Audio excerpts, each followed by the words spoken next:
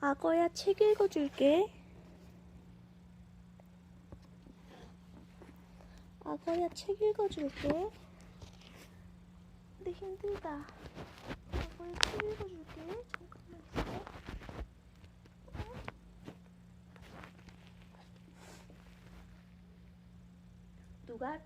누가 찰스 다윈을 두려워하는가? 이건 유발 하라리의 호모데우스 미래의 역사 책이에요. 지금 읽고 있어요.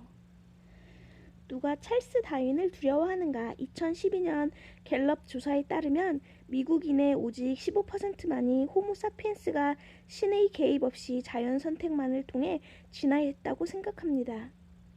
32%의 미국인은 인간이 초기 생명 형태부터 수백만 년에 걸쳐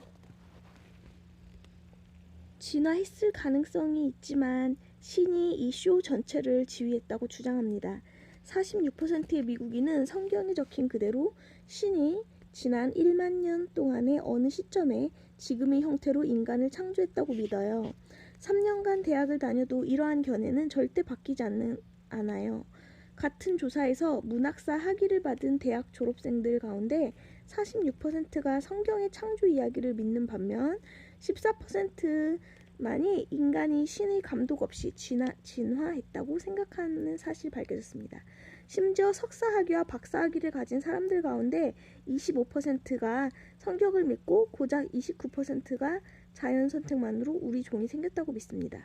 학교가 진화에 대해 제대로 가르치지 못한 것이 분명하지만 열성적인 신자들은 그것도 모자라 진화를 아예 가르치지 말아야 한다고 주장합니다. 혹은 지적 설계론도 함께 학생들에게 가르치라고 요구합니다. 지적 설계론에 따르면 모든 생명체는 어떤 지적 존재의 설계로 창조가 되는데요. 신자들은 아이들에게 두 이론을 모두 가르치고 아이들 스스로 결정하게 해라 라고 주장합니다. 그런데 왜 진화론에서는 이렇듯 격렬한 반대를 일으키면서도 상대성 이론이나 양자역학에는 아무도 신경 쓰지 않을까요? 왜 정치인들은 물질, 에너지, 공간, 시간에 대한 이론들을 아이들에게 가르치라고 요구하지 않을까요? 따지고 보면 다윈의 이론들은 처음에는 아인슈타인과 베르너 하이젠베르크의 기괴한 이론들보다 훨씬 덜 위협적으로 보입니다.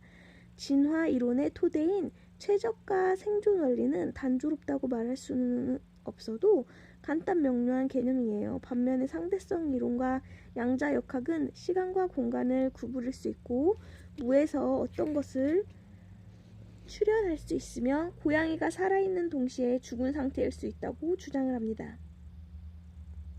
이런 주장은 우리의 상식을 조롱하지만 아무도 이 해괴망측한 이론들에게서 죄 없는 학생들을 보호하려고 하지 않습니다. 왜일까요? 상대성 이론은 아무도 화나게 하지 않아요. 왜냐하면 우리의 소중한 믿음 가운데 어떤 것과도 모순되지 않기 때문입니다. 대부분의 사람들은 공간과 시간이 절대적인지 상대적인지 눈꼽만큼도 관심이 없어요. 만일 당신이 공간과 시간을 구부리는 것이 가능하다고 생각한다면 마음대로 하라는 식이에요. 가서 그것을 구부려라. 내가 무슨 상관이야? 반면에 다윈이 우리에게서 영혼을 박탈했어요. 당신이 진화론을 제대로 이해한다면 그것이 영혼은 없다는 이야기임이 알아차릴 겁니다. 그것은 독실한 그리스도교도와 이슬람교도뿐 아니라 세속세계의 많은 사람들에게도 충격적인 이야기예요.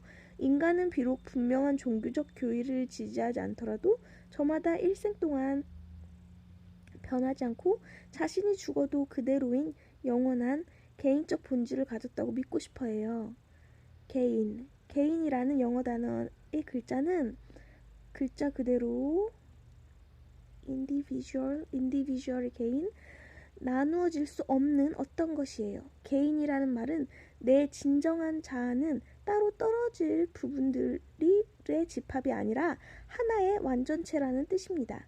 분리될 수 없는 이런 본질은 한순간에서 다음 순간으로 가는 동안 아무것도 잃거나 흡수하지도 않고 그대로 있어요. 내 몸과 뇌는 뉴런이 유련히 아무것도 내 몸과 뇌는 유련히 발화하고 호르몬이 흘러가고 하고 근육이 수축하면서 끊임없이 변화 과정을 겪어요. 내 성격, 소망, 관계는 한순간도 그대로 있지 않으며 수년, 수십 년에 걸쳐 완전히 달라질 수 있어요. 하지만 그 모든 것 밑에 있는 나는 태어나서 죽을 때까지 똑같은 사람이에요. 그런데 불행히도 진화론은 내 진정한 자아가 분리되지 않고 변하지 않고 영원히 지속되는 본질이라는 개념을 거부해요. 진화론에 따르면 코끼리와 떡갈나무에서 세포와 유전자 분자에 이르기까지 모든 생물학적 실체들은 끊임없이 결합하고 분리되는 작은 부분들로 이루어져 있어요. 코끼리와 그 세포들이 점진적으로 진화해온 것은 새로운 조합과 분열의 결과예요. 분리되거나 변할 수 없는 어떤 것이 자연 선택을 통해 생겨날 수가 없어요. 예를 들어 인간의 눈은 수정체, 각막, 망막 같은 수많은 작은 부분들로 이루어진 엄청나게 복잡한 장치예요. 그런데 눈은 이 모든 구성 요소들을 완비한 채 어딘가에서 짠 하고 나타난 것이 아니에요. 눈은 수억 년에 걸쳐 한 단계씩 진화했어요. 우리의 눈은 100만 년 전에 살았던 호모 에렉투스의 눈과 매우 비슷합니다. 500만 년 전에 살았던 오스트랄레오스피테쿠스의 눈과는 좀 덜 비슷해요. 1억 5천만 년 전에 살았던 드리올레스테스 쥐라기 말에 살다가 멸종된 포유류인데요. 눈과는 매우 달라요. 그리고 수억 년 전 지구에 살았던 단세포 생물들과는 공통점이 전혀 없어 보입니다. 하지만 단세포 생물들조차 세포 소기관을 통해 어둠과 빛을 구별하고 이쪽 혹은 저쪽으로 이동할 수 있었어요. 그런 원시적인 빛 감지 기관에서 인간의 눈으로 진화하는 길은 길고 구불구불하지만 수억 년의 시간이 주어진다면 처음부터 끝까지 한 걸음씩 갈 수 있다. 그렇게 할 수 있는 것은 눈이 많은 부분으로 구성되어 있기 때문이에요. 몇 세대마다 작은 돌연변이 한 개가 그 부분들 중 하나를 약간만 바꿔도 수백만 세대가 지나면 그런 변화들이 축적되어 인간의 눈을 만들 수 있어요. 만일 눈이 부분으로 나눌 수 없는 완전체라면 자연 선택을 통해서는 절대 진화할 수 없었을 겁니다. 진화론이 영혼의 개념을 받아들일 수 없는 이유가 여기에 있어요. 적어도 우리가 말하는 영혼이 분리되지 않고 변하지 않고 영원히 지속되는 어떤 것을 의미한다면 말입니다.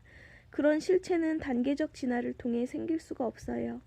자연 선택을 통해 인간의 눈이 만들어진 것은 눈이 부분들로 이루어져 있기 때문이에요. 하지만 영혼에는 부분이 없어요. 만일 사피엔스의 영혼이 에렉투스의 영혼에서 단계적으로 진화했다면 그 단계들은 정확히 무엇이었을까요? 사피엔스 영혼의 어떤 부분이 에렉투스보다 더 발달했을까요? 하지만 영혼에는 부분이 없어요.